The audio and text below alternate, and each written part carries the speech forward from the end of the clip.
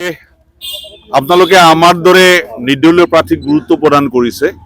মই এইবেলি বিলাচীপাৰা 10 নং বিলাচীপাৰা বিধানসভা সমষ্টিৰ পৰা নিৰ্দলীয় প্ৰাৰ্থী হিচাপে মনোনয়ন দিবলৈ আজি আহিছোঁ। মই ভাবো যে 11 বজাত খুলিব আৰু প্ৰথম নমিনেশ্যন ময়ে দিম বুলি ভাবিছোঁ।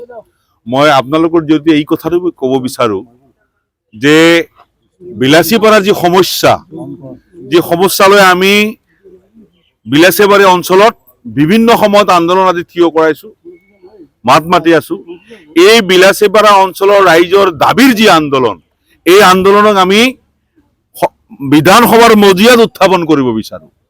আমি ইমান দিনে দেখিছো আমাৰ এই অঞ্চলৰ পৰা এজনকে বিধায়ক যায় বা সাংসদ যায়, আমি লাজৰ কথা, আমি লাজ পাওঁ এই কাৰণেই যে আমাৰ বিধায়কে, আমাৰ সাংসদে বিধানসভা সংসদৰ মজিয়াত শুদ্ধ ভাষাত নিজৰ কথাখিনি সমস্যাখিনি দাঙি ধৰিব নোৱাৰে। আমি ইংৰাজী হিন্দীৰ কথা বাদ দিলো, সামান্যতঃ মাতৃভাষা অসমীয়াত যে শুদ্ধকে আমাৰ অঞ্চলৰ সমস্যাবিলাক দাঙি ধৰিব, এই কথাটোকে কৰিব নোৱাৰে। সেইকাৰণে মই আহ্বান জনাইছো ৰাইজক, বিশেষকৈ আমাৰ সমষ্টিবাসী ৰাইজক, যে আগন্তুক এই বিধানসভাৰ যি নিৰ্বাচন 9 এপ্ৰিলত অনুষ্ঠিত হ'বলৈ গৈ আছে, মই নিৰ্দলীয় প্ৰাৰ্থী হিচাপে মনোনয়ন দিবলৈ আহিছে। আমাক বহুতে কৈছে নিৰ্দলীয় কিয়? এতিয়া দলৰ যি আইডিঅলজিৰ কোনো মূল্য নাই। ৰাতিপুৱা যিজন মানুহ কংগ্ৰেছৰ আছে, সন্ধিয়ালে সেইজন মানুহ কি হয়? বিজেপি হয়। সন্ধিয়া বিজেপিজন, ৰাতিপুৱা কি হয়? কংগ্ৰেছ হয়, এজিপি হয়। আমাৰ ইয়াতে দেখিছো, আমাৰ বিলাচীপাৰা সমষ্টিতে গোটেই জীৱন বিজেপি কৰা মানুহটো এতিয়া এজিপিত নমিনেশ্যন দিবলৈ আহিব। গতিকে এনেকুৱা দলৰ স্থিতি আৰু আদৰ্শৰ কোনো স্থিৰতা নাই, কোনো আদৰ্শ নাই। গতিকে মই ৰাইজৰ ইচ্ছাত, ৰাইজৰ সহমতত নিৰ্দলীয় প্ৰাৰ্থী হিচাপে 10 নং বিলাচীপাৰা সমষ্টিত প্ৰতিদ্বন্দ্বিতা কৰিবলৈ ওলাইছো। মই কোনো দলতে নাযাওঁ, দলত যাব লাগিব তাৰ কোনো মান নাই। মানে ৰাইজৰ সমস্যাৰ কথা ক'ব গ'লে, দেশৰ সমস্যাৰ কথা ক'ব গ'লে, ৰাইজৰ অধিকাৰৰ কথা ক'ব গ'লে দলত যাব লাগিব। It is not compulsory, it is not mandatory. I have the intention, if I have the capacity to do something for the downtrodden people of my society, I may raise my voice outside the assembly, outside the parliament, or inside the assembly, inside the parliament. It is up to you that you want to do something. Political party is not compulsory, it is not mandatory.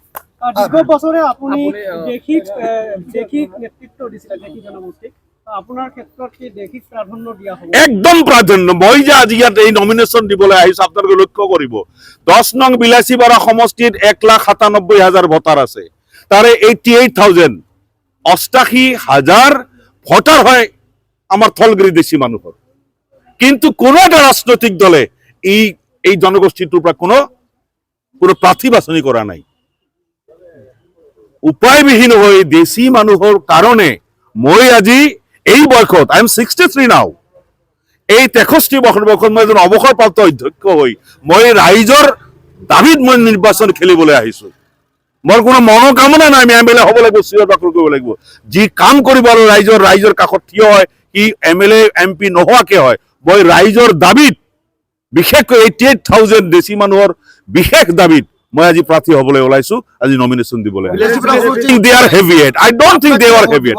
I don't think they are heavyweight. Bring that. তেওঁলোকক আনক। এফালে তুলাচৰিত যিমান প্ৰাৰ্থী আছে বিলাচীপাৰা সমষ্টিত দিয়ক, এফালে হেদায়তুল্লাহ থিয় হ'ব।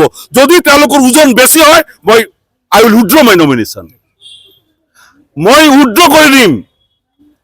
সামান্য কলো নহয়, এটা লাইন অসমীয়া ক'ব, পেটৰ 14টা কিল মাৰিলে এটা সেন্টেন্স ইংৰাজী ক'ব নোৱাৰিব। কোনোদিন সামাজিক কাম কাজ কৰিব নাই, কোনোদিনে সামাজিক কাম কাজ কৰিব নাই। এটা দলৰ চামচাকৰি কৰিছে, দলৰ গোলামী কৰিছে। আমি ৰাইজৰ সেৱা কৰো, বুকু ফিন্দাই ক'ব পৰা হেদায়তুল্লাহ ৰাইজৰ সেৱা কৰি হেদায়তুল্লাহ নেতা হৈ আছে আৰু ৰাইজৰ সেৱা কৰাৰ কাৰণে আগবঢ়াই আছে। কোনো হেভিৱেট নেতা নাই, ধুবুৰী ডিষ্ট্ৰিক্টত কোনো হেভিৱেট নেতা আমি কওঁ। Nobody is heavier than Hidayatullah. নিৰ্বাচন খেলিছে কংগ্ৰেছ। ধুবুৰী সমষ্টিৰ 5টা বিধানসভাত এজন প্ৰাৰ্থী দিয়া নাই জিকাৰ কাৰণে। অল ফৰ বেং ডিফিটেড, তেওঁলোকে ডিফিট হোৱাৰ কাৰণে দিছে। আপোনাৰ ভাবি চাওক, বীৰ সিং জৰুৱা 2জন কংগ্ৰেছৰ লিডাৰ, আমাৰ ৱাজিদাৰী চৌধুৰী ডাঙৰীয়া বীৰ সিং চৌধুৰী টিকেট পাইছে, আৰু সেই সমষ্টিৰে এজন ল'ৰা অমৃত বাদশা গৈ তেওঁক ক'ত নমিনেশ্যন দিয়া হৈছে? 10 নম্বৰ বিলাসী বৰাত 1,97,000 ভোটাৰৰ মাজত ভাৰতীয় জাতীয় কংগ্ৰেছে এজন প্ৰাৰ্থী বিচাৰি পোৱা নাই। প্ৰাৰ্থী বিচাৰি পোৱা নাই। 14 জন কেণ্ডিডেট আছিল, দিয়া নাই। এইটো হল এটা জনগোষ্ঠীৰ প্ৰতি নেগলেক্ট কৰা, হেও কৰা, তুচ্ছ তাচ্ছিল্য কৰা বাহিলা, আন একো নহয়। মই ভাবো ৰাইজে এইবাৰ ইয়াৰ প্ৰত্যুত্তৰ দিব। ধুবুৰী জিলাত কোনো কংগ্ৰেছ বিধায়ক জিকিব নোৱাৰে, এইটো মোৰ কথা নহয়, ৰাইজে কৈছে। জিকিবলৈ দিয়াই নাই। চৰকাৰ যিয়ে বেছি আসন পাব তাৰ আহে। আৰু এটা বিষয়, বিজেপি যিখন প্ৰাৰ্থীৰ তালিকাত এজনো খিলঞ্জীয়া খিলঞ্জীয়া ব্যক্তি কোনো ধৰণৰ মুছলমান দিয়া নাই। বিজেপি এইটো টাৰ্গেট লৈছে। RSS মানে ইনষ্ট্ৰাকশন আছে, no Muslim should be given candidature in this ensuing election. এইটো ডিৰেক্ট ইনষ্ট্ৰাকশন।